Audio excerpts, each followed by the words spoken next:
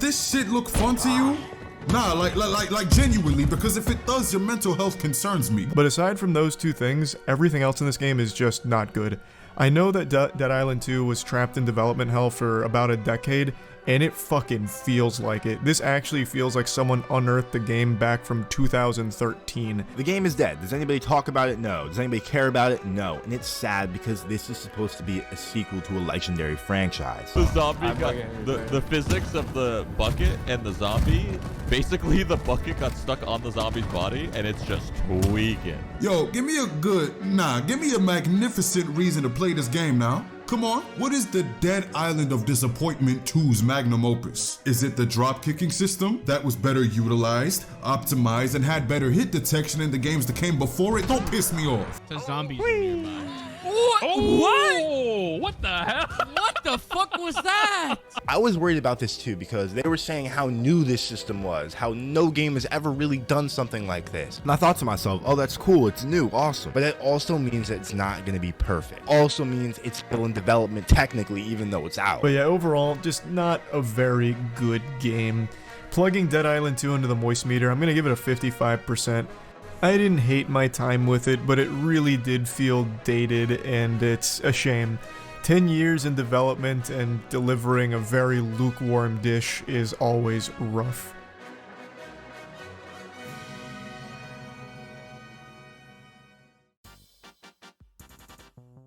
The early 2010s. What a time to be alive for fans of the zombie genre in video games. It felt like every developer wanted to throw their hat in the undead ring, and the results were unforgettable. It wasn't just about shambling corpses, it was about the stories, the mechanics, and the pure adrenaline that those games delivered. And where else to start but Left 4 Dead 2? This wasn't just a game, it was a survival simulator masquerading as a chaotic co-op masterpiece. Every campaign was a rollercoaster of panic, strategy, and the occasional friendly fire incident. The AI director was a stroke of genius, making every playthrough feel fresh by dynamically adjusting the pacing and enemy spawns. And the special infected? Each one was a horrifying curveball that kept you on your toes. There's nothing quite like hearing the witch's sobs or the distant screech of a charger and knowing your group was about to have a very bad time. Then there was The Last of Us. Naughty Dog didn't just create a zombie game, they crafted an emotional journey that redefined the genre. The cordyceps infection was terrifying, of course, but the real weight of the game came from the relationship between Joel and Ellie. Every encounter, whether it was infected or other survivors, was a test of your resourcefulness and morality. It wasn't just about surviving, it was about the cost of survival. The storytelling was cinematic. The gameplay was tense, and the world was hauntingly beautiful in its decay. And of course, Call of Duty Zombies deserves the spotlight. What began as a bonus mode in World at War grew into a full-blown phenomenon by the early 2010s. Maps like Kino der Toten and Moon weren't just battlegrounds, they were puzzles filled with lore and secrets for the players to uncover. The mix of frantic zombie-killing action and intricate Easter eggs kept fans coming back for more. The mode wasn't just a side dish anymore, it was a main course for many players of the Call of Duty community. These games weren't just about mowing down waves of the undead, they were about innovation, emotion, and creating experiences that stuck with you long after you put the controller down. And for a few years, the zombie genre was unstoppable, and these titles were the beating heart of it all. But then came a special game that seemingly appeared out of nowhere called Dead Island. It wasn't just another zombie game, it was an experience that struck a unique chord.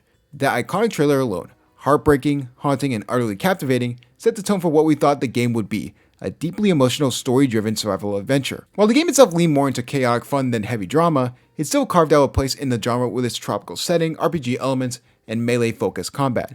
It gave players something different, an island paradise turned undead nightmare, and reminded us that sometimes the unexpected can make the biggest impact. But with every game, there's a good chance that a sequel will not live up to expectations, especially one 10 years in the making. Dead Island was a tough act to follow, a game that stood out not just for its gameplay, but for its ability to spark curiosity and intrigue. The sequel, teased for years and delayed time and time again, became almost mythical in its development journey. By the time it finally emerged, the weight of anticipation was impossible to ignore. Fans have spent a decade imagining what it could be, and reality rarely stands a chance against the dream.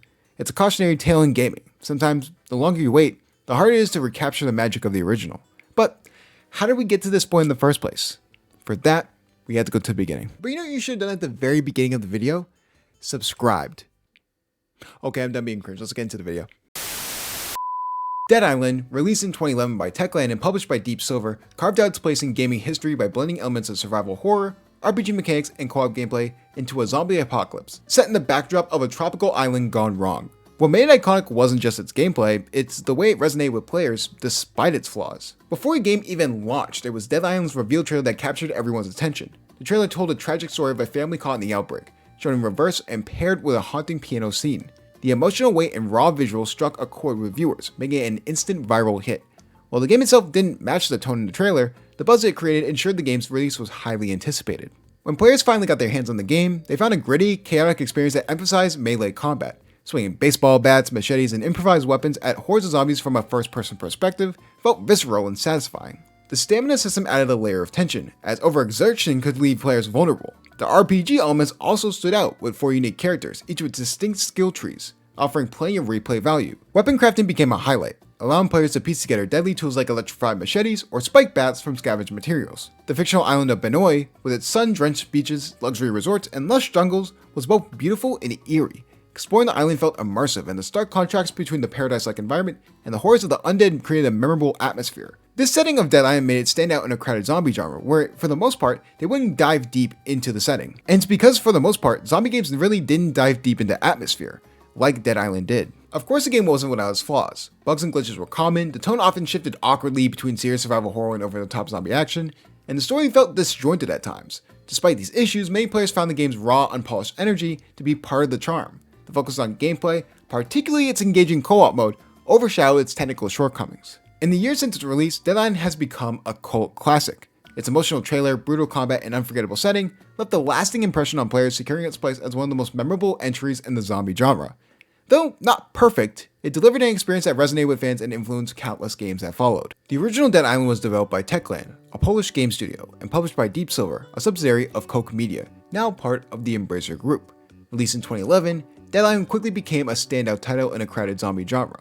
The game's commercial success solidified Dead Island as a major franchise for Deep Silver, selling millions of copies and creating a dedicated fanbase eager for more. After the success of Dead Island, Deep Silver was quick to greenlight a sequel.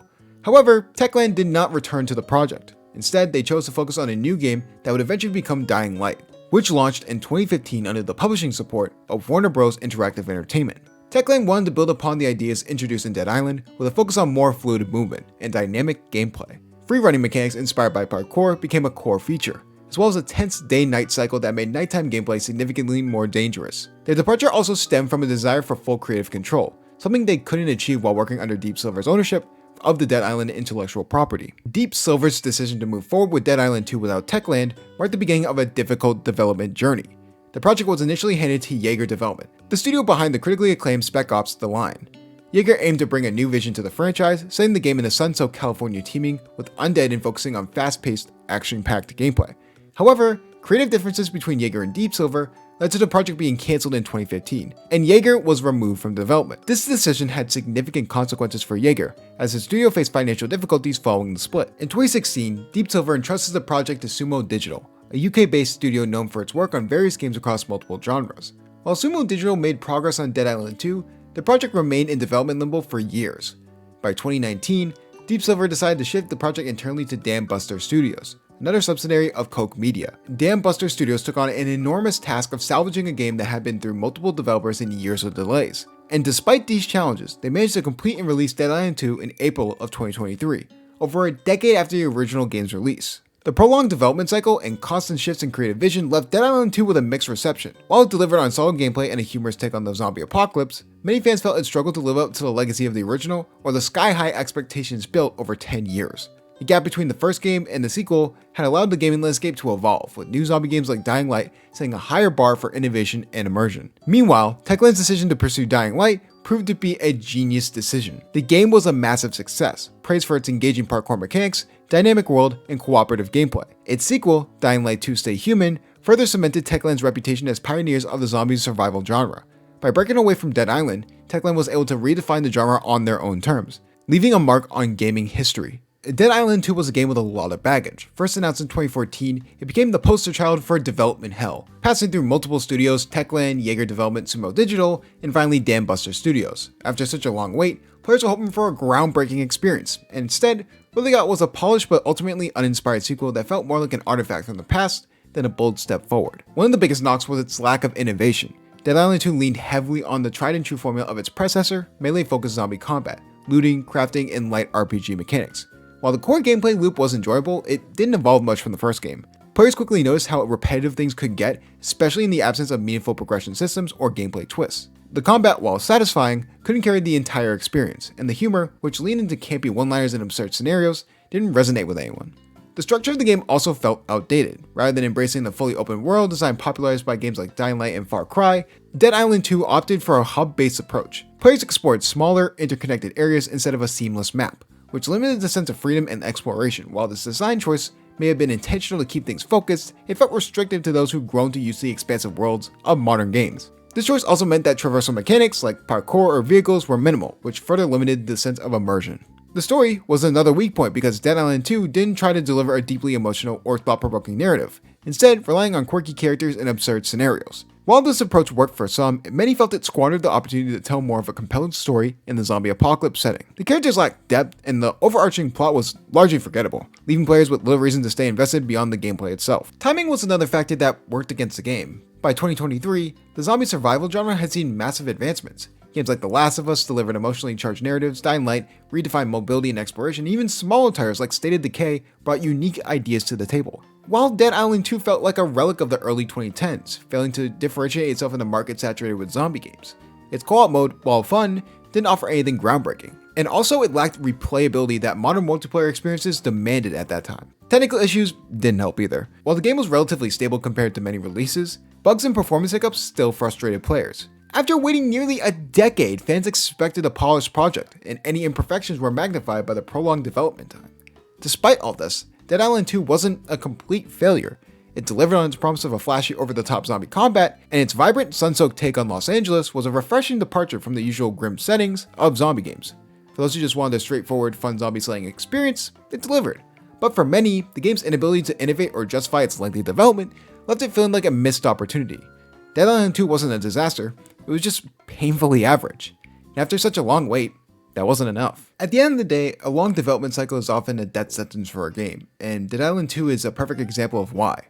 On the surface, taking more time to develop a game might seem like it would result in a better product, more polish, more features, and more ambition, but in reality, extended development tends to create more problems than it solves, often leaving the final product feeling outdated, disjointed, or just irrelevant. One of the biggest issues was how quickly gaming technology evolved. A game that starts development in one era can quickly fall behind as hardware and engines advance. Dead Island 2 began development in 2014, targeting the PS4 and Xbox One. By the time it launched in 2023, it was competing with games designed specifically for 2 console generations later. This forced developers to constantly adapt in overall systems to keep up, wasting time and resources. And the result? A game that still felt like it was playing catch-up. The problem gets worse when you factor in the changing of market trends. What's popular when a game starts development may be completely irrelevant by the time it releases. Back in 2014, the zombie genre was at its peak. Think of the hits like The Walking Dead and Dying Light were captivating audiences around the world. But by 2023, the genre was oversaturated, and player expectations have shifted toward more innovative or emotionally engaging experiences. Dead Island 2 felt like a relic of the past, unable to stand out in a genre that had already moved on. There's also the instability that comes with long development cycles. Games like Dead Island 2, which pass through multiple studios, often lose their sense of identity. Each new team brings in their own vision, leading to a disjointed final product. On top of that, developers can get stuck in a cycle of constant reworking and rethinking, which burns out teams and drains creativity. Instead of refining a clear concept, the game ends up as a patchwork of ideas that never fully come together. Perhaps the most damaging effect for the long development cycle is the expectations it creates. The longer fans wait, the more they expect the game to be groundbreaking. Years of silence or delays build anticipation to unsustainable levels. And for Dead Island 2, they faced this head on. After nearly a decade, players were expecting something innovative and exceptional. Instead, they got a game that was fun, but uninspired, which felt like a massive letdown given the wait. And there's the simple fact that time kills momentum. A game can only stay in the spotlight for so long before people move on. Dead Island 2 was a joke in gaming circles for years, known more for its endless delays than anything else. By the time it finally launched, the buzz was gone, and most people have already moved on to newer games that were fresh and exciting. In the end, long development cycles don't just cost time and money, they cost a game that had the chance to connect with players. While there are exceptions, most games that spend years in development lose their identity, their audience, and their place in the market. For every rare success, there are countless titles like Dead Island 2, projects that finally released, but they always missed their moment. But I hope you guys enjoyed the video. If you do, make sure you like, comment, and subscribe, and hit that bell for future notifications. This is definitely one of those weird instances where just talking about this just seems unorthodox because it was a really good initial game, and then the second one took years to get out, so it never lived up to expectations. But like I said, make sure you let me know in the comments below your thoughts on Dead Island 2, and I will see you guys next time. Peace.